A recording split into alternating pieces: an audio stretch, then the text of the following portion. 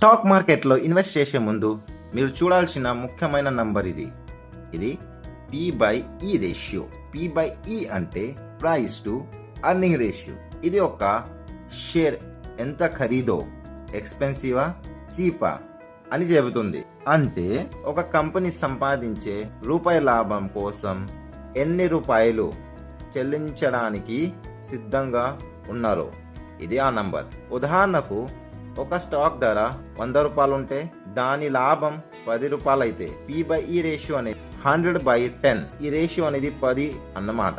తక్కువ P/E ratio ఉంటే stock under valued దొరుకునట్టు, ఎక్కువగా ఉంటే ఓవర్ వాల్యూడ్ అని అర్థం. కానీ గుర్తుంచుకోండి, కేవలం P/E రేషియో మాత్రమే చూడకూడదు. అదే రంగంలో ఉన్న ఇతర కంపెనీలతో సెక్టర్ కంపారిజన్ పోల్చి చూడాలి.